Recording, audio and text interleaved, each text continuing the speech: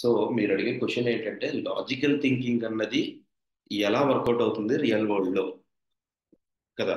అంటే మీరు ఇప్పుడు మనం ఎలాగో స్క్రాచ్ నుంచి రాయం కాబట్టి కోడ్ మనం ఏదైనా ఒక టాస్క్ వచ్చినప్పుడు మేబీ ఇలాంటి డిఎస్ఏ అల్గారిథమ్స్ కానీ లేకపోతే ఇంకేమైనా కాంప్లెక్స్ లాజిక్స్ ఉంటాయేమో అని అనుకుంటున్నారు. కానీ మోస్ట్ ఆఫ్ ద కేస్ మీరు ఎరే ఆబ్జెక్ట్ అనేది బాగా స్టడీ చేయండి. మోస్ట్ ఆఫ్ ద లాజిక్ అంతా కూడా అందులోనే ఉంటుంది. ఒకటి ఒక సింపుల్ సినారియో చెప్తున్నా చూడండి. అంటే కాంప్లెక్స్ నేను నా కెరియర్ లో ఇంకా కాంప్లెక్స్ చేసి ఉండొచ్చు, కానీ నాకు ఇప్పుడు సడన్ గా స్ట్రైక్ అయింది ఒక డైనమిక్ ఫామ్ అండి. ఓకే, ఇందులో నాకు ఒక field I can say this is my first name అంటే యూజర్స్ యాడ్ చేస్తున్నాడు. ఫస్ట్ నేమ్ సేమ్ ఇలాగే I'm going to take another field and last control C control field. Okay, ఇది last back alignment use don't mind. And నాకు ఒక button ఉంది. Button ఏమంటుందంటే add new user. General గా మనం ఎలా ఆలోచిస్తాం, ఆహా యాడ్ న్యూ యూజర్ కొట్టినప్పుడు ఇంకొక ఫామ్ యాడ్ అవ్వాలి అంటే వీడి థాట్ ఏంటంటే ఓకే దీని లెట్ మీ డు గ్రూప్, నాకు ఇలా రావాలనుకుంటుంది. ఇంకోటి వచ్చినప్పుడు నాకు యాడ్ యూజర్ తో పాటు యాడ్ న్యూ డిలీట్, డిలీట్ కూడా రావాలి. డెల్ కొత్తది యాడ్ చేసినప్పుడు అండ్ అదే డెల్ ఇక్కడ కూడా రావాలి. ఎందుకంటే మోర్ దాన్ వన్ కదా. సినారీ అర్థం చేసుకోండి. ఇప్పుడు అలాగే మళ్ళీ నేను ఇక్కడ యాడ్ న్యూ కొట్టాను అనుకోండి, I need to get new one. Okay, మళ్ళీ అలా ఎన్ని యాడ్ న్యూలు కొడితే అన్ని యాడ్ అయ్యి డిలీట్ చేసినప్పుడల్లా డిలీట్ అవ్వాలి. మనకి ఇది ఏంటంటే సింపుల్ గానే అనిపిస్తుంది. లాజిక్ గా ఏముంది, యాడ్ చేస్తే కొత్తగా క్లోన్ చేసుకుంటూ వెళ్ళిపోతాం అనుకుంటాం. బట్ దీని యొక్క రో ఇండెక్స్లు ఎలా ఉంటాయి, ఇది ఫస్ట్ది, ఇది సెకండ్ది, ఇది థర్డ్, ఇది ఫోర్త్. ఓకే, ఇలా నాలుగు ఫోర్ యూజర్స్ వచ్చారు. ఇప్పుడు సపోజ్ టూ డిలీట్ చేసేసాను నేను. ఇప్పుడు 1 3 4 ఉంటుందా, ఉండకూడదు. 1 2 3 కింద మారాలి. ఆర్డర్ మారిపోయింది చూసారా. ఇది ఓ ఉమ్, లిటిల్ బిట్, ఇది లిటిల్ బిట్ ఆఫ్ కాంప్లెక్సిటీ. ఇలాంటి టాస్క్లు ఎక్కువ ఉంటాయి మీరు బాగా కాంప్లెక్స్ అనుకుంటే. అసలు డిఎస్ఏ గురించి ఆలోచించదు నేను. అందుకే ఫస్ట్ నేను సెక్షన్స్ జావా స్క్రిప్ట్ చెప్తున్నప్పుడు కూడా ఎరే ఇంపార్టెంట్, ఆబ్జెక్ట్ ఇంపార్టెంట్ అని ఎందుకు చెప్పారంటే ఈ ఫామ్ అంతా కూడా ఎరే బేస్ మీద మేనేజ్ చేస్తారనమాట. సో ఎప్పుడైతే ఒక ఎలిమెంట్ ఒక ఎరేని మీరు తీసేస్తారో ఒక పర్టికులర్ వాల్యూని, అప్పుడు ఏమవుతుందంటే ఎరే రీసెట్ అయిపోతుంది. దాని ఇండెక్స్ 0 to 1 వచ్చేస్తుంది, మళ్ళీ 0 1 2 3 4 అని వచ్చినప్పుడు దీని యొక్క ఐడీస్ మార్చుకుంటూ వస్తారు 1 2 3 అని ఆటోమేటిక్గా. ఇంతే గాని మీరు డిఎస్ఏ అంటే సర్వీస్ బేస్డ్కి డిఎస్ఏలు ఇలాంటివి ఏం అక్కర్లేదు. మీరు ఇప్పుడు వర్క్ చేసే మన సర్వీస్ బేస్డ్ అంటే ఎక్సెంచర్ కానీ లేకపోతే ఇన్ఫోసిస్ కానీ ఇలాంటి కంపెనీస్కి డిఎస్ఏ అల్గారిథమ్స్ అన్నవి అస్సలు మీరు లాజిక్ బిల్డ్ చేసుకోవాలంటే ఎరే మీద ఆబ్జెక్ట్ మీద ఎక్కువ బిల్డ్ చేయండి. అండ్ దాంతోపాటు జావా స్క్రిప్ట్ లో కాల్ బ్యాక్ ఫంక్షన్స్ అని, యారో ఫంక్షన్స్ అని, ఓకే ఇలాంటివి ఎక్కువ వాడాలి. అది ఎక్కడెక్కడ వాడాలి ఎలా వాడాలో కొంచెం అబ్జర్వ్ చేసుకుంటే చేసుకోండి. Okay Clear? ఓకే. Yeah. ఇప్పుడు మీరు డిఎస్ఏ అని అంటున్నారు చూసారా, ప్రొడక్ట్ బేస్డ్ క్లియర్ అండి బాగా. సార్. ప్రొడక్ట్ ఇప్పుడు గూగుల్ అని, ఎడోబి అని, లేకపోతే అమెజాన్ అని వీటికి వెళ్తారు చూసారా, వాళ్ళకి మీకు డిఎస్ఏ అనేది చాలా ఇంపార్టెంట్. ఎందుకంటే వాళ్ళంతా ఇప్పుడు పర్మిటేషన్స్ కాంబినేషన్స్ మీద వర్క్ చేస్తారు. ఇప్పుడు అమెజాన్ వెబ్ సర్వీసెస్ ఉన్నాయి, ఏడబ్ల్యూఎస్ ఉంది. ఏడబ్ల్యూఎస్ లో డాకర్ అన్న కాన్సెప్ట్ ఉంది. అందులో మనకి ఆప్టిట్యూడ్ క్వశ్చన్స్ వస్తాయి. ఈ బకెట్ లో 4 బాల్స్ ఉన్నాయి, ఈ బకెట్ లో 2 బాల్స్ ఉన్నాయి, రెండు ప్యారలల్ చేయాలి అన్నట్టు. అలాంటి ఏ క్వశ్చన్స్ ఉంటాయి. అలాంటి థింకింగ్ ఉండాలి అక్కడ. అంటే ఆప్టిట్యూడ్, డేటా స్ట్రక్చర్స్. అందులో ఇప్పుడు మీరు జావా మీరు డేటా స్ట్రక్చర్స్ నేర్చుకోవాలి అంటే C++కి స్టార్ట్ చేస్తే బెటర్. ఎందుకంటే మొత్తం అంతా దాని మీద ఉంటుంది C++. ఓకేనా. Okay okay. ఈ లాస్ట్ సెషన్ లో లాస్ట్ సెషన్ లో మనము బిజినెస్ ఇది ఇది చెక్ చేసాం, బాగానే ఉంది.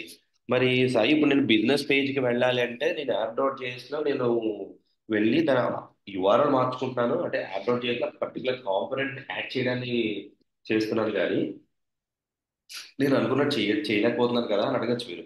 అంతే కదా. ఇప్పుడు నేను ఏం చేశాను, బిజినెస్లోకి వెళ్ళాలనుకోండి, మా కోడ్లోకి వెళ్ళి I go to my code, go to my app dot JS, sorry, app dot జేఎస్లోకి వెళ్ళి ఇక్కడ నేను బిజినెస్ పేజ్ ల్యాండింగ్ పేజ్ మారుస్తున్నాను. అది కరెక్ట్ కాదు కదా. అంటే నేను ఒక అక్కడే మెనూ పెట్టుకోండి, మెనూలో బిజినెస్ క్లిక్ చేస్తే బిజినెస్లోకి వెళ్ళాలి, అందులోనే నేను ల్యాండింగ్ పేజ్లో క్లిక్ చేస్తే ల్యాండింగ్ పేజ్లోకి రావాలి. That is what my thought. మరి రియాక్ట్లో అలా చేయడానికి ఆప్షన్ ఏముంది అంటే మనకున్న ఆప్షన్ రౌట్స్. రౌట్స్ అన్న కాన్సెప్ట్ అన్నమాట. రౌటింగ్ అంటారు దాన్ని. రౌటింగ్ అన్నది ఏంటంటే జనరల్గా మనకి జావా స్క్రిప్ట్లో కూడా హ్యాష్ రౌటర్ చేంజ్ అని, హ్యాష్ రౌటర్ కాదు sorry, control hash date change ఏదో ఉంటుంది.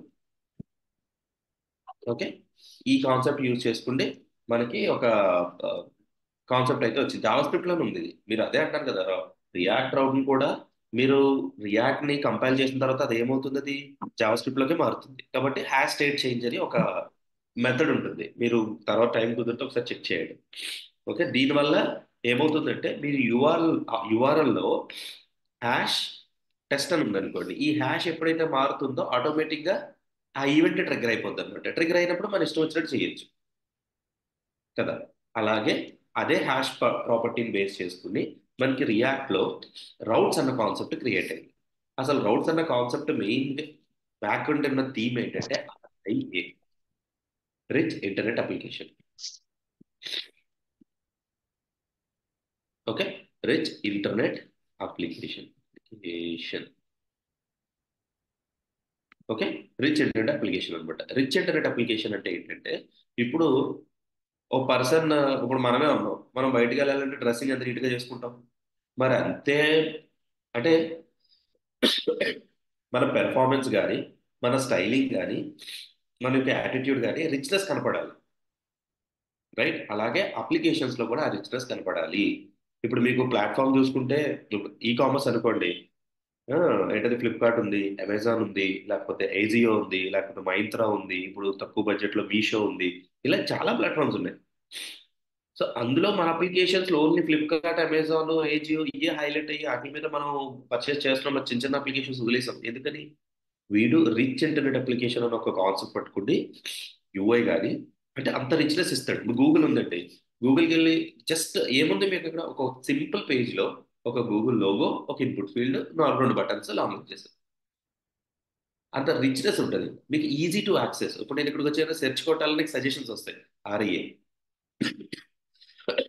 సారీ, యూజర్కి ఎంత యూజర్ ఫ్రెండ్లీలో ఇచ్చాడో, that is what RIA, rich internet application అనమాట. ఈ కాన్సెప్ట్ కోసమే రౌట్స్ అన్న కాన్సెప్ట్ తీసుకొచ్చాడు. అంటే రౌట్స్ అన్న కాన్సెప్ట్ ఏం చేస్తుందంటే మీరు బ్రౌజర్లో, ఇప్పుడు నేను సపోజ్ ఒక ఇన్పుట్ ఫీల్డ్ నార్మల్ హెచ్టిఎంఎల్ తీసుకుందాం, ఒక సపరేట్గా ఇంకోటి ఉందా, yeah let me take this, hello world అని ఉందా ఆల్రెడీ. నేను ఇంకో ఫైల్ తీసుకుంటున్నా, సే టెస్ట్ డాట్ హెచ్టిఎంఎల్. నేను ఇప్పుడు ఇందులో కూడా హెచ్టిఎంఎల్ రాస్తున్నాను. ఓకే, హెచ్టిఎంఎల్, అండ్ ఇక్కడ నేను టెస్ట్ డాట్ హెచ్టిఎంఎల్లో H1 పెట్టి టెస్ట్ పేజ్ ఏదో పెట్టాను. Okay, and go to the index page. Index పేజ్లో ఒక మనకి మార్క్యూ అనే హెచ్టిఎంఎల్లో ట్యాగ్ ఉంది కానీ డిప్రికేట్ అయిపోయిందండి, బట్ వర్కౌట్ అవుతుంది. మార్క్యూ ఇదే అనుకుంటా. Hello world, sorry. ఓకే, పెట్టి ఇక్కడ యాంకర్ ట్యాగ్ పెడతా చూడండి. H is equal to hash, hash కాదు, test dot slash test dot HTML అంటే ఆ పేజ్ మూవ్ అవుతుంది. Click here. ఓకేనా, ఇప్పుడు దాన్ని గో లైవ్ కొట్టి ఒకసారి చెక్ చేద్దాం. సో ఇక్కడ నాకు మార్క్యూ ట్యాగ్ లో యానిమేషన్ అయితే జరుగుతుంది. ఇది వాడకండి, ఇది జస్ట్ నేను శాంపిల్ కోసం పెట్టాను. ఇప్పుడు నేను క్లిక్ నౌ కొట్టాను అనుకోండి, క్లిక్ హియర్ అని, ఇది చూసారా టెస్ట్ పేజ్ లోకి వెళ్ళిపోయింది. మళ్ళీ బ్యాక్ వస్తే ఆ పేజ్ మొత్తం కంటెంట్ పోయింది, ఆ యానిమేషన్ పోయి మళ్ళీ స్టార్టింగ్ నుంచి వచ్చింది. అంటే ఏమైంది, ప్రీవియస్ డేట్ రీసెట్ అయిపోయినట్టే కదా. పేజ్ ఏమవుతుందంటే ఒక పేజ్ నుంచి ఇంకో పేజ్కి రీడైరెక్ట్ అయ్యి పేజ్ రిఫ్రెష్ అయిపోయింది. దానివల్ల ఏమవుతుంది, ఇక్కడ ఉన్న కంటెంట్ హలో వరల్డ్ అంటే index.html లో ఉన్న కంటెంట్ రీసెట్ అయిపోయి టెస్ట్ డాట్ పేజ్లోకి వెళ్ళి టెస్ట్ డాట్ పేజ్ నుంచి మళ్ళీ బ్యాక్ వచ్చేటప్పటికి మనం ఫిల్ చేసిన డేటా ఉండదు. కాన్సెప్ట్ అర్థమైందా నేనేం చెప్పాను? ఇప్పుడు మీరు ఫామ్ ఫిల్ చేశారండి, first name last name email ID దగ్గర దగ్గర 20 ఫీల్డ్స్ ఉన్నాయి, 20 ఫీల్డ్స్ ఫిల్ చేశారు, నెక్స్ట్ కొట్టారు. మీరు బై మిస్టేక్ ఏదో అరే ఈమెయిల్ ఐడి తప్పించారే, నాకు ఇంకో ఈమెయిల్ ఉంది అది ఇచ్చుకుందాం అని చెప్పి బ్యాక్ కొట్టారు. ఇప్పుడు ఆ ఫామ్ లో ఫిల్ అయిన 20 ఫీల్డ్స్ ఫామ్ రీసెట్ అయిపోతే మీకు మళ్ళీ డబుల్ వర్క్ కదా. అప్పుడు ఏమవుతుంది, సరే తర్వాత చేద్దామని చెప్పి క్విట్ చేసి వెళ్ళిపోతారు, ఇంపార్టెంట్ అయితే తప్ప. లేకపోతే క్విట్ చేసి సాయంత్రం చేసుకుందాం అని వెళ్ళిపోతాం మనం.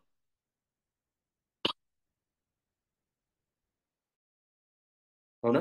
ఈ కేసెస్ మీరు ఫేస్ చేసి ఉంటారు. ఇప్పుడు ఒక్కసారి కస్టమర్ వెబ్సైట్ హిట్ ఇచ్చిన తర్వాత వాడిని 100% లీవ్ చేయకూడదు మనం. That is what market trend. ఒక్కసారి వచ్చాడు అంటే వాడిని వదలకూడదు. సో ఇప్పుడు నేను బ్యాక్ వెళ్ళి ఫ్రంట్కి వచ్చాను అనుకోండి, సారీ ఫ్రంట్కి వెళ్ళి బ్యాక్ వచ్చాను అనుకోండి, డేటా కనుక రీసెట్ అవ్వకుండా ఆ ఈమెయిల్ ఫీల్డ్ కూడా అన్ని ఫీల్డ్స్ ఉంటే నేనేం చేస్తాను, ఓన్లీ ఈమెయిల్ ఫీల్డ్ ఎడిట్ చేసుకుని నెక్స్ట్ కూడా వేస్తాను మళ్ళీ రీచ్ అండ్ అప్లికేషన్ అరే. సో అలాంటి కాన్సెప్ట్స్ కోసమే రియాక్ట్లో ఈ రౌటింగ్ అన్న కాన్సెప్ట్ తీసుకొచ్చారు. ఓకే, ఇప్పుడు రౌటింగ్ని కాన్ఫిగర్ చేద్దాం చూడండి. రైట్, ఇక్కడ సో జనరల్గా రౌటింగ్ కాన్సెప్ట్ చేస్తున్నప్పుడు ఐ మీన్ కాన్ఫిగర్ చేస్తున్నప్పుడు ఫస్ట్ యాప్ డాట్ జేఎస్లో డైరెక్ట్గా చేసేస్తాను, తర్వాత మళ్ళీ మీకు నేను డీటెయిల్గా ఎలా చేయాలో చూపిస్తాను. సో ఫస్ట్ మీకు రౌటింగ్ కావాలి అంటే you need install few plugins. Okay, NPM packages install చేసుకోవాలి. అందులో ఏంటంటే ఎన్పిఎం ఇన్స్టాల్ అయి సరిపోతుందండి, react hyphen okay router hyphen doc. ఓకేనా, ఇది ఇన్స్టాల్ చేసుకోండి. React hyphen router hyphen dom install చేయండి. సో ఇది ఇన్స్టాల్ అయిపోయిన తర్వాత మీ యాప్ డాట్ జేఎస్లో ఏం చేస్తారంటే హియర్ యాప్ డాట్ జేఎస్లో యూ నీడ్ టు ఇంపోర్ట్. ఇక్కడ నేను బ్రౌజర్ రౌటర్ అని ఒకటి తీసుకుంటాను, దాంతోపాటు రౌట్స్ అని ఒకటి తీసుకుంటాను, దాంతోపాటు రౌట్ అని తీసుకుంటాను. తీసుకుని ఇక్కడ from React hyphen router hyphen dam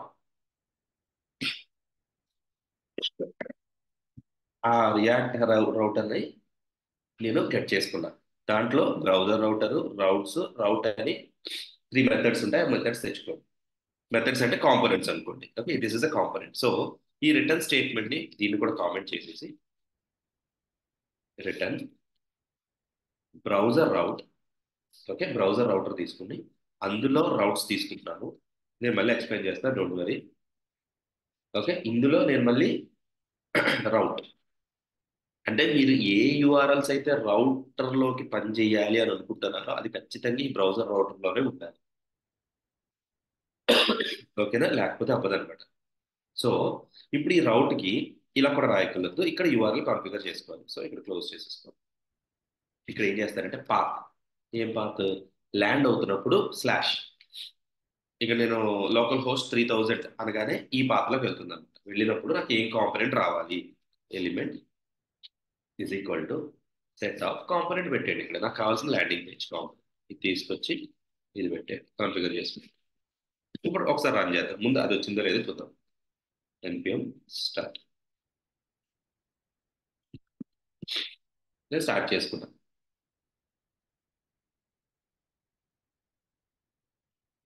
sorry అండి, కొంచెం వాయిస్ బాగాలేదు.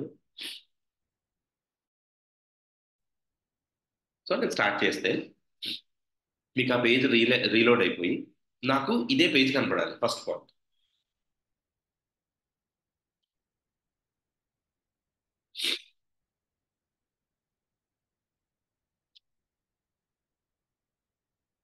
జస్ట్ సెకండ్, ఇది ఆటోమేటిక్ ఇది స్టార్ట్ అయితే ఇది ఇక్కడ మీకు లోడ్ అయిపోతుంది. Starting development server. ఓకే, మీ డెవలప్మెంట్ సర్వర్ స్టార్ట్ అవుతుంది, స్టార్ట్ అయింది. దేర్ యూ గో, వచ్చిందా? నేను ఏం చేశాను యాప్ డాట్ జేఎస్లో సింపుల్గా ఒక రౌటర్ కాన్ఫిగర్ చేసి ఈ పాత్ గనక లోకల్ హోస్ట్లో ఇంకేం లేదు, దీని అర్థం స్లాష్ అన్నమాట. ఇలా స్లాష్, ఆ స్లాష్ కనుక వస్తే ఈ ల్యాండింగ్ పేజ్ అన్న కాంపనెంట్ లోడ్ చేయని చెప్పాను.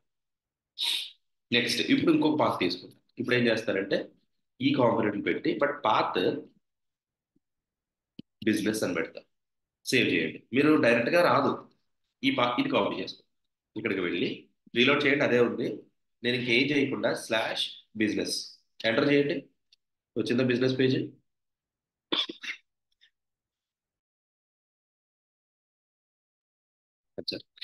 సో ఇక్కడ నేను ఏం చేశాను, ఇలాగా అత్తమాట కాపీ పేస్ట్ చేయట్లా, ఐ మీన్ సారీ, కామెంట్ చేసి అన్కామెంట్ చేయట్లా. నేను బ్రౌజర్ కాన్ఫిగర్ చేసుకుంటే, సారీ, రౌటర్ కాన్ఫిగర్ చేసుకుంటే రౌటర్లో ఈ స్లాష్ వస్తే ల్యాండింగ్ పేజ్ కనపడి, స్లాష్ బిజినెస్ అని వస్తే ఈ బిజినెస్ పేజ్ కనపడి అని చెప్పుకున్నా. ఓకేనండి, సరిపోయిందా? లేదు సాయి అలా కాదు, నాకు ఒక లింక్ కావాలి, ఆ లింక్ క్లిక్ చేసినప్పుడు అది దాని దగ్గరికి వెళ్ళాలి అని అన్నారు అనుకోండి. సో మీకు దాన్ని కూడా చెప్తా. ఇప్పుడు బిజినెస్ ల్యాండింగ్ పేజ్లోకి వెళ్ళండి. డిఫాల్ట్ హెడర్, ఓకే, వెళ్ళా. ఇక్కడ మీరు ఏం చేయాలంటే యూనిట్, ఇప్పుడు ఇందులో నాకు ఆ, ఓకే, ఇది న్యావ్లోకి వెళ్ళండి, న్యావ్ కాంపోనెంట్. ఓకే, ఇది డైనమిక్ చేశారు కదా. Cool. డైనమిక్ చేసినప్పుడు పర్లేదు. ఆ, ఇది ఏమవుతుందంటే, ఇది ఇది మనం గో బ్యాక్ రీలోడ్. నాకు ఇక్కడ పేటిఎం బిజినెస్ కొట్టినప్పుడు నాకు ఈ బిజినెస్ అన్న పేజ్లోకి వెళ్ళాలి. అది మన కాన్సెప్ట్. మనం ఇప్పుడు పేటిఎంలోకి వెళ్ళినా సరే బిజినెస్ టూల్స్ అని కొట్టినప్పుడే కదా పేటిఎం గేట్వే, అంతే కదా మన జరుగుతుంది. ఇప్పుడు పేటిఎంలో ఉన్న పేటిఎం ఫర్ బిజినెస్ కొట్టినప్పుడే కదా పేజ్కి వెళ్తున్నాం,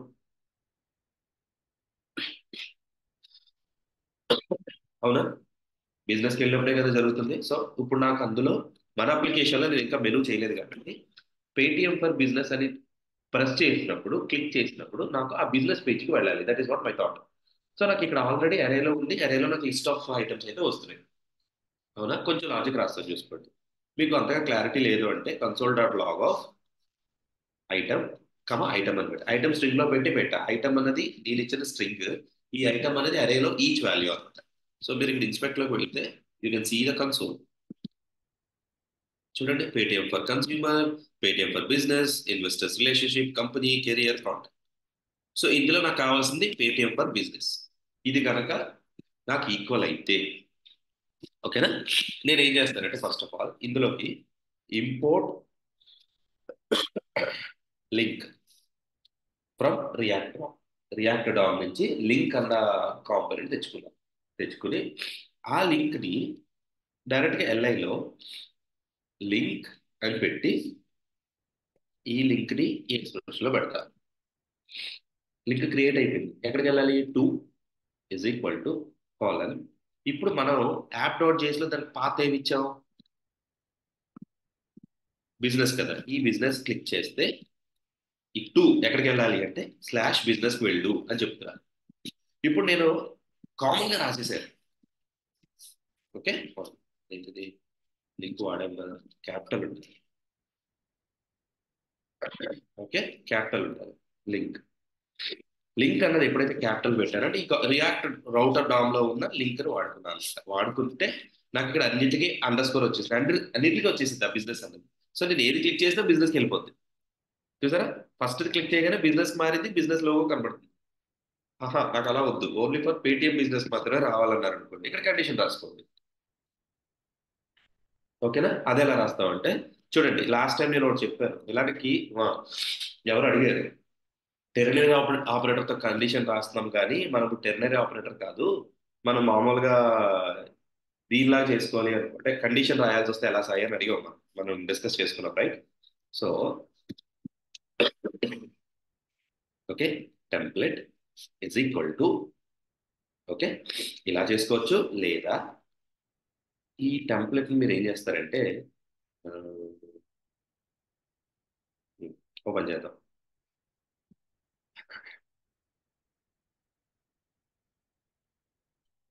రైట్, ఇక్కడే చేసాం.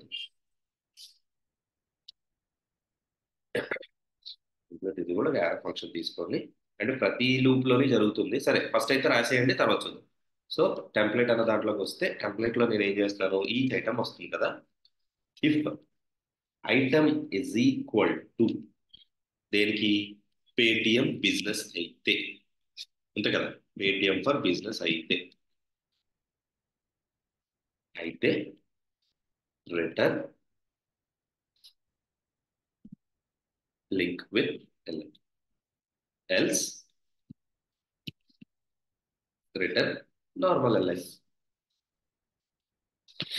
Return item. సరిపోయిందా? సరిపోద్ది. ఎలాగా ఇప్పుడు ఈ టెంప్లెట్ తీసుకొచ్చి నేను ఈ ఎల్ఐ బదులు ఈ లింక్ బదులు ఇది పెట్టాను అనుకోండి, సరిపోయిందా? ఓన్లీ ఫర్ పేటిఎంకి, పేటిఎం ఫర్ బిజినెస్ కి మాత్రమే అది కనపడాలి. ఓకే, ఇప్పుడు దీన్ని ఎక్స్ప్రెషన్ చేసుకో. కొంచెం ఈ స్పేసెస్ తగ్గించు. కాకపోతే ఈ కాన్స్టెంట్ అనేది ప్రతి లూప్ లో జరుగుతూ ఉంటుంది. సో అక్కడ కొంచెం మనకి వరి అవుతుంది. ఐ థింక్ ఆ కాన్స్టెంట్ ఎర్రర్ చూపిస్తుంది. Each child list should unique. Okay, warning function not valid, ఏదో ఫంక్షన్ నాట్ వ్యాలిడ్ అంటాడు. ఇది ఫంక్షన్ కదా, దీని ఎక్స్ప్రెషన్ ఫంక్షన్ కింద. ఓకే, ఇప్పుడు వచ్చింది చూడండి. మీరు అబ్జర్వ్ చేస్తే ఓన్లీ ఫర్ పేటిఎం బిజినెస్ కి మాత్రమే అండర్లైన్ వచ్చింది, రిమైనింగ్ దేనికి రావట్లా. అంటే లింక్ దీని ఒక్క దానికే వర్కౌట్ అయ్యింది. కండిషనల్ స్టేట్మెంట్ ఇలా రాస్తాం అనమాట. లాస్ట్ టైం ఎవరు అడిగారు, టెరినరీ ఆపరేటర్ తోనే కాకుండా ఇలాంటి కండిషనల్ స్టేట్మెంట్స్ రాసుకోవాలంటే ఇలా రాసుకోవచ్చు రియల్ టైంలో. ఓకేనండి. సో కాకపోతే ఇది లూప్ లో రాశాను కాబట్టి, ఈ లూప్ మెథడ్ కాబట్టి ఇక్కడ మెథడ్ పెట్టా. ఇది ఎప్పుడైతే ఎగ్జిక్యూట్ అవుతుందో ఐటమ్ కనుక పేటిఎం ఫర్ బిజినెస్ అని అది ఉంటే ఈ లింక్ ఇవ్వు, లేకపోతే ఇవ్వద్దు, నార్మల్ గా రిటర్న్ చేసి అని చెప్తున్నాను. సో మీరు ఇక్కడ ఇన్స్పెక్ట్ చేసి చూసుకోగలిగితే ఆ లింక్ వల్ల ఇక్కడ ఒక యాంకర్ ట్యాగ్ క్రియేట్ అవుతుంది. ఇదిగోండి, ఇది నేను పెట్టలా, ఆటోమేటిక్గా రియాక్ట్ వాడు పెట్టుకున్నాడు. HF equal to slash business అని. సో ఎప్పుడైతే నేను క్లిక్ చేస్తానో ఆ బిజినెస్ టూల్కి వెళ్ళిపోతుంది, రియాక్ట్ వర్కౌట్ అయిపోతుంది. అర్థమైందా? మరి అండర్లైన్ వచ్చింది కదా సాయి అంటే దానికి మీరు సిఎస్ఎస్ రాసుకుంటాం మనం. సో ప్రస్తుతానికి అయితే దిస్ ఇస్ వాట్ రౌటింగ్ అనమాట. దీన్నే రౌటింగ్ అంటారు. అండ్ నేను ముందుగానే చెప్పాను, మీరు కాంపోనెంట్లో ఎప్పుడు ఇలాంటి లాజిక్స్ రాయకూడదు. కాబట్టి మనం ఏది రాసుకున్నా కంటైనర్లోనే రాసుకోవాలి. సో దీని ఒకసారి తర్వాత మళ్ళీ మాడిఫై చేద్దాం. ప్రస్తుతానికి అయితే రౌట్స్ కంప్లీట్ చేసేస్తాం. ఓకే,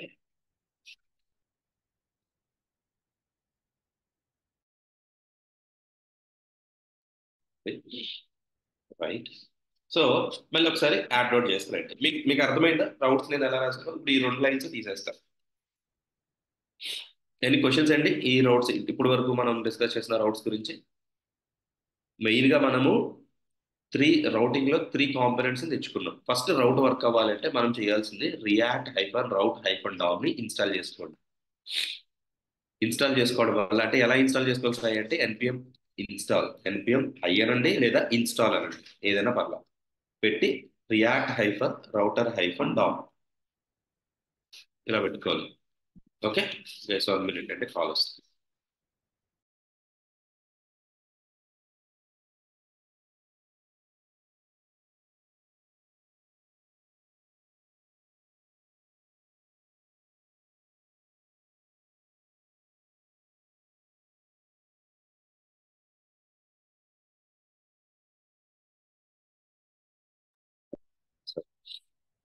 ఓకేనా?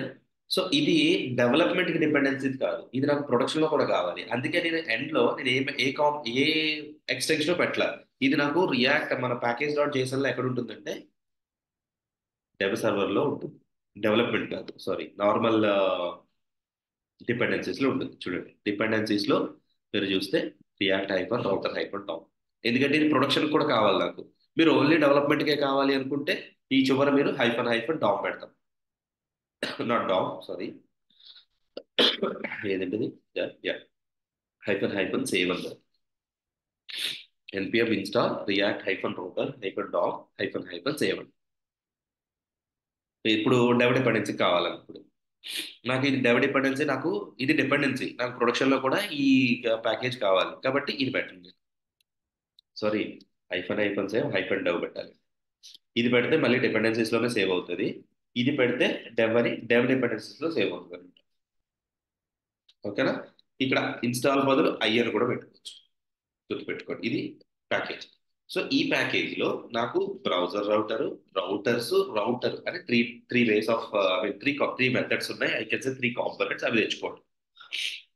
వీటిని కాంపోనెంట్స్ అనకూడదు, హెచ్ఓసిస్ అనొచ్చు, హయ్యర్ ఆర్డర్ కాంపోనెంట్స్. అదేంటో నేను మళ్ళీ ఇన్ డెప్త్ మళ్ళీ జావా స్క్రిప్ట్ సారీ రియాక్ట్ లో నెక్స్ట్ సెషన్స్ లో చూపిస్తాను.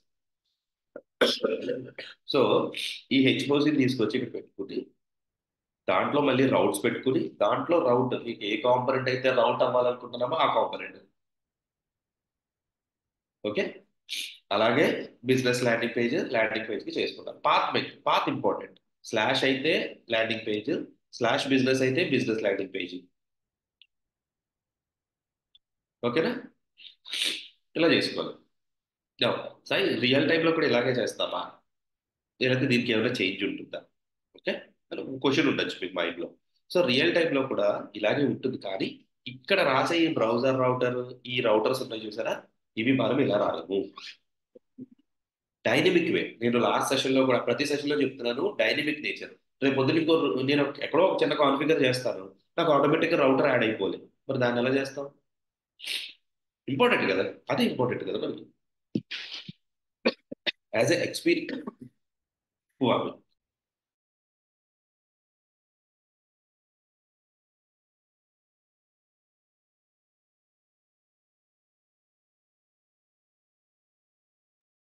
Sir, so as an experienced person గా మనం కోడ్ రాయాలి అంటే ఇలా రాయకూడదు. ఇది జస్ట్ లైక్ ఫ్రెషర్ రాసినట్టు అనమాట. మీరు ఎప్పుడైనా సరే, మీరు ఒక 2-3 ఇయర్స్ ఎక్స్పీరియన్స్ పెట్టుకుని మీరు వెళ్ళినప్పుడు మీరు ఆలోచించాల్సింది ఎప్పుడైనా సరే ఫ్యూచర్ ఆలోచించాలి. ఫ్యూచర్ ఆలోచించాలి అంటే రేపు పొద్దున్న ఒక చిన్న చేంజ్ చేసిన వాడికి ఏమన్నా యూజర్కి, కస్టమర్కి నాకు ఇంకో కొత్త లింక్ పెట్టాలి, అప్పుడు కోడ్ టచ్ చేయకూడదు మనం. సో ఉన్న దాంతోనే కాన్ఫిగరేషన్ వేలో వెళ్ళిపోతే ఆటోమేటిక్గా అవుతుంది. సో దానికోసమే నేను ఏం చేస్తానంటే ఇక్కడ కాన్ఫిగ్ అని ఆల్రెడీ ఒక పాత్ పెట్టా అవునా, ఒక ఫోల్డర్. అందులో నేను ఏం చేస్తానంటే వ్యూ ఫైల్ రౌట్స్, మీకు కావాలంటే -config.js పెట్టుకోండి. ఓకేనా? పెట్టి ఇక్కడ కాన్స్టెంట్ రౌట్. ఇప్పుడు మన అప్లికేషన్ ఇది పేటిఎం కదా, పేటిఎం_రౌట్స్ మీ ఇష్టం, మీరు ఎలా పెట్టుకున్నా పర్లేదు. Is equal to object. ఆబ్జెక్ట్లో ఆబ్జెక్ట్ పెట్టండి, లేదా అరే పెట్టుకోండి. అరే పెడదాం. అరేలో మళ్ళీ ఆబ్జెక్ట్, ఈచ్ ఆబ్జెక్ట్ అంటే ఈచ్ రౌట్ ఒక ఆబ్జెక్ట్. ఇందులో పాత్ ఏంటి? పాత్ నాకు స్లాష్, అప్పుడు a component. First path set చేసేద్దాం, తర్వాత కాంపనెంట్ సెట్ చేద్దాం. నెక్స్ట్ పాత్ ఏంటి? Slash business. అవునా? ఇప్పుడు కాంపనెంట్ కావాలి కదా, మరి ఆ కాంపనెంట్స్ app.js లో నుంచి తీసేసి bring to this config file. So ఈ కాన్ఫిగ్ ఫైల్లో ఇంపోర్ట్ చేస్తాం. Import landing page. Okay, dot slash pages slash landing page. ఓకేనా? అలాగే బిజినెస్ ల్యాండింగ్ పేజ్కి కూడా పాత్ మార్చుకోండి, //pages. ఇప్పుడు ల్యాండింగ్ పేజ్కి I'm going to say component is equal to, okay, ఈ కాలన్. ఓకే, మీరు కావాలంటే ఇక్కడే కాంపోనెంట్ సెట్ చేసి you can do it like this. Same అలాగే అదే కాంపోనెంట్ ఇక్కడ కూడా కాన్ఫిగర్ చేసి బిజినెస్ ల్యాండింగ్ పేజ్ పెట్టండి. దీన్ని ఎక్స్పోర్ట్ చేసుకోండి. అయితే export constant Paytm routes. So దీన్ని మన app.js లో ఇంపోర్ట్ చేసుకోండి. Import routes from React config తెచ్చుకోండి. ఇక్కడ మనం ఏం చేస్తామంటే ఇదంతా తీసేసి మ్యాప్ ఎక్స్ప్రెషన్లో మ్యాప్ ఆఫ్ రౌట్. ఓకే, లేదా ఐటమ్ ఉంది కదా మనకి, item arrow function expression of return అవుతూనే ఉంటుంది. ఇక్కడ రౌట్ క్రియేట్ చేయండి. Route of path is equal to set of item dot comma element కదా, element is equal to expression లో ఐటమ్ డాట్ ఏంటది component. Right, close this. Okay, ఒకసారి format చేసుకోండి. Sorry, not refactor, go to format, save. See నాకు same output ఉన్నట్టు కనబడుతుంది. Business click చేసినప్పుడు బిజినెస్కి వెళ్ళింది, వర్కౌట్ అయిందా? సేమ్ అవుట్పుట్, జస్ట్ నేను డైనమిక్ చేసుకున్నాను అంతే. ఇప్పుడు రేపు పొద్దున్న ఇంకో రౌట్ యాడ్ చేయాలి, నేను ఏం చేయను, ఇక్కడికి వచ్చి అలా యాడ్ వన్ మోర్ ఆబ్జెక్ట్, సే పేమెంట్ గేట్వే, పేమెంట్ -గేట్వే. అని పెడతా. దానికి కూడా బిజినెస్ ల్యాండింగ్ పేజే ఇచ్చాను. ఓకే, ఇప్పుడు సేవ్ చేసి చూడండి.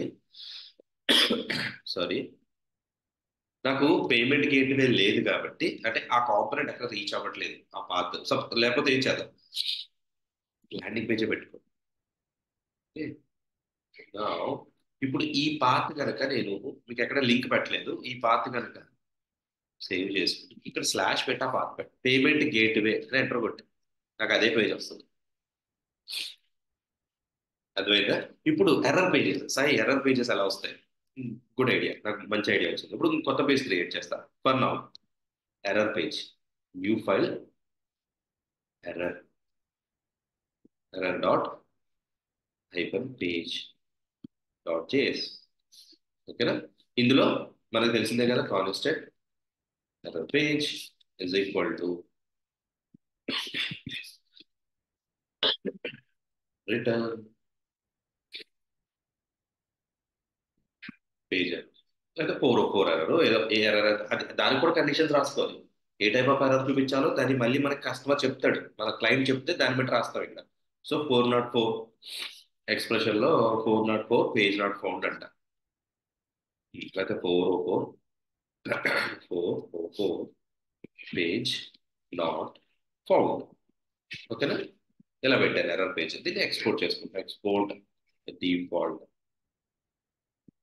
Default error page, error page. ఇప్పుడు ఈ ఎర్రర్ పేజ్ తెచ్చుకుంటే మన రౌట్ కాన్ఫిగర్ లో ఎప్పుడైతే ఇది పేమెంట్ గేట్వే అన్నప్పుడు నాకు ఎర్రర్ పేజ్ రావాలి అని చెప్తున్నా. Import error page. మీకు ఎప్పుడైతే ఆ పేమెంట్ ఆ పాత్ లేదో ఎర్రర్ పేజ్ చూపించండి. సో చూడండి, పేమెంట్ గేట్వేకి 404 పేజ్ నాట్ ఫౌండ్. అదే మీరు బిజినెస్కి వెళ్ళండి, సపోజ్ ఇదంతా తీసేసుకోండి, landing page, payment for business కొట్టండి, బిజినెస్ పేజ్. సో ఇప్పుడు ఆ పేమెంట్ గేట్వే ఏదైతే ఉందో అది కొట్టండి, ఎర్రర్ పేజ్ వస్తుంది.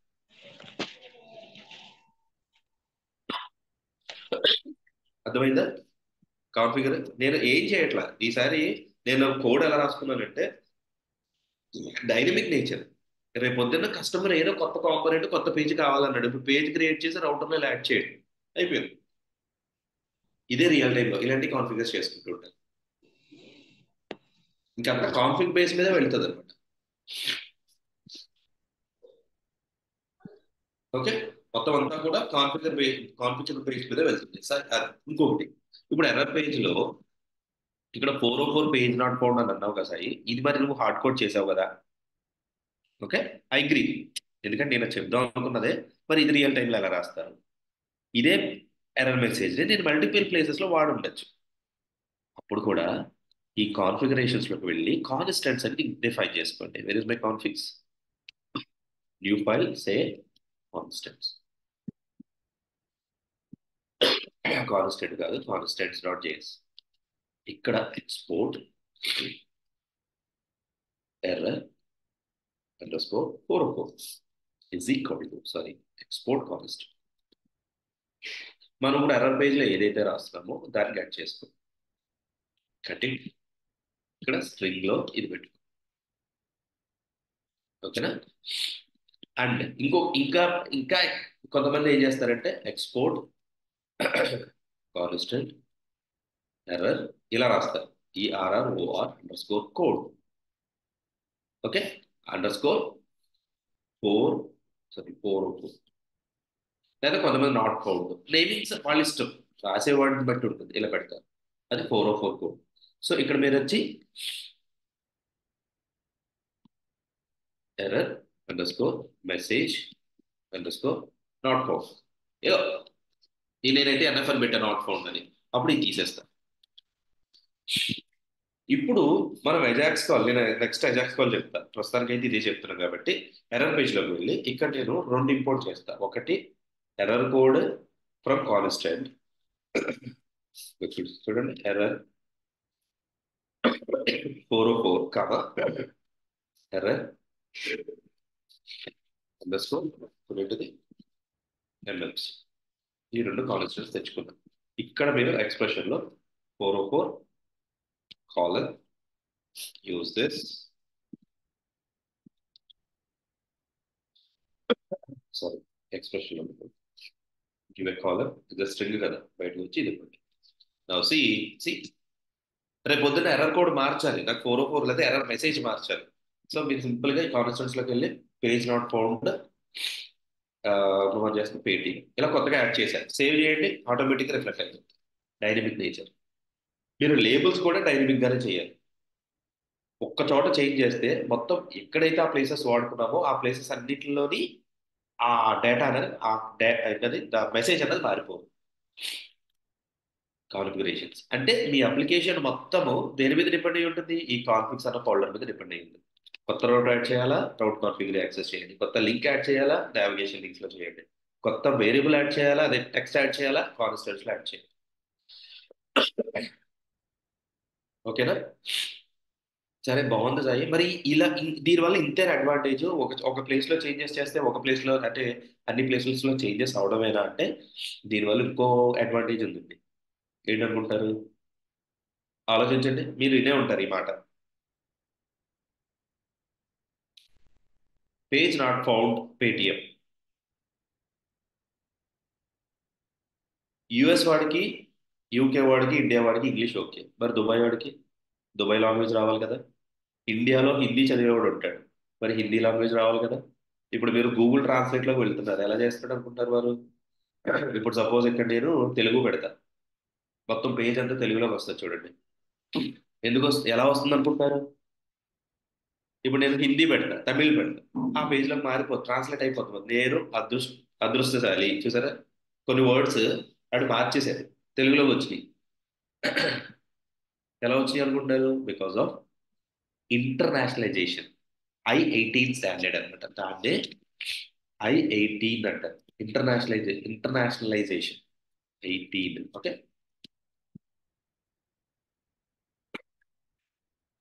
Sorry, internationalisation. మీరు ఇది కూడా కస్టమర్ చెప్తాడు, బాబు నాకు ఈ లాంగ్వేజ్లు వస్తే చాలు అంటాడు. సపోజ్ హిందీ, హిందీ కాదు తెలుగు, ఈ తెలుగు హిందీ ఇంగ్లీష్ ఉంటే చాలు అన్నాడు అనుకోండి, అప్పుడు ఏం చేస్తాం? ఓకే, అప్పుడు I-18 స్టాండర్డ్స్ లో మరి మీరు మూడు మూడు అప్లికేషన్లో మూడు లాంగ్వేజ్లు రాయలేరు కదా. ఇప్పుడు ఈ కీవర్డ్స్ ఏవైతే ఉన్నాయో I-18 స్టాండర్డ్స్ మన దాంట్లో కాన్ఫిగర్ చేసుకుంది. ఎక్కడైతే మనం ఆ కోడ్ మనం యూజ్ చేస్తున్నామో ఆ మెసేజ్ని ఇక్కడ ఆ కన్వర్ట్ చేసి పెడతాం అనమాట. దానికి కూడా JSON ఫైల్స్ ఉంటాయి, అది నేను చెప్తాను. సో ఈ కాన్స్టెంట్స్ అనేది దానికి కూడా యూజ్ అవుతాయి. Got my point? I hope you understand. Internationalisation అనేది ఇలా చేస్తారు. మీరు వెళ్ళగానే ఎవరైనా ఆఫీస్లో ఇంటర్నేషనలైజేషన్ చేయాలి అంటే కంగారు పడిపోకండి, దానికి కూడా కాన్ఫిగరేషన్స్ ఉంటాయి. ఈ కాన్ఫిగ్స్ లోనే లాంగ్వేజ్ అని కాన్ఫిగరేషన్ పెడతాడు, LANG అని. ఇందులో ఇంగ్లీష్ అనుకోండి, యుఎస్ ఇంగ్లీష్ అయితే US_EN అని పెడతాడు, .json. దీని గురించి మళ్ళీ క్లియర్ గా చెప్తాడు, డోంట్ వరీ. .json పెడతాడు. ఇందులో ఏ కీవర్డ్స్ ఏ లాంగ్వేజ్ అంటే ఎలా మారాలి అన్నది ఇక్కడ కాన్ఫిగర్ చేసేస్తాడు JSON లో. తెలుగు టిఎన్ అంటే తమిళ్ అనుకుంటా, టిఎన్ లో ఏదో పెడతాడు. తెలుగు నేను వాడలేదు, హిందీ అయితే HI సంథింగ్. సో ఇలా పెట్టుకుంటాడు అనమాట. యుఎస్ ఉండదు అప్పుడు. ఇంగ్లీష్కి యుఎస్ ఇంగ్లీష్ అయితే యుఎస్ ఇంగ్లీష్, యూకే ఇంగ్లీష్ అయితే UK_EN.js. తెలుగుకి యూకే ఈ ఇంగ్లీష్ అలా ఉండదు. మనకి తెలుగు లాంగ్వేజ్ ఎక్కడైనా ఒకటే కదా, మనం మాట్లాడే స్లాంగ్ వేరే ఉంటుంది కానీ పదం మాత్రం ఒకటే కదా. అంతే కదా. ఇప్పుడు హైదరాబాద్ వాళ్ళు అనుకోండి, వాళ్ళు ఇప్పుడు పోయొస్తా సంథింగ్ ఏదో అలా అంటారు, మనం వెళ్ళొస్తామంటాం ఆంధ్ర సైడ్ నుంచి అయితే. అంతేగాని వేరే వేరేగా డిఫరెన్స్ అయితే లేదు కదా. చదవడం అలా చదువుతారు కానీ బట్ వర్డింగ్ మీనింగ్ ఒకటేగా. బట్ ఇంగ్లీష్లో స్లాంగ్ అలా ఉండదు, అవునా? ఇంగ్లీష్లో ఇప్పుడు యుఎస్ ఇంగ్లీష్ తీసుకుంటే వాట్ వాట్ సింపుల్గా మన ఇంగ్లీష్ మనకి అర్థమైపోతుంది. అదే బ్రిటిష్ ఇంగ్లీష్, యూకే ఇంగ్లీష్ తీసుకోండి, వాట్ సంథింగ్ ఏ డిఫరెన్స్ వస్తుంది. నన్ను ట్రోల్ చేయకండి జగన్ లాగా, జస్ట్ జోకింగ్, జస్ట్ చెప్తున్నా. అంటే ఆ పదాలు కూడా మారుతూ ఉంటాయి, అప్పుడు ఇలాంటి లాంగ్వేజెస్ కింద వస్తుంది. ఇది చేసి ఈ కాన్స్టెంట్స్ ఏవైతే మనం యూజ్ చేస్తున్నామో దాన్ని మన అప్లికేషన్లో ఈజీగా ట్రాన్స్లేట్ చేయడానికి హెల్ప్ అవుతుంది.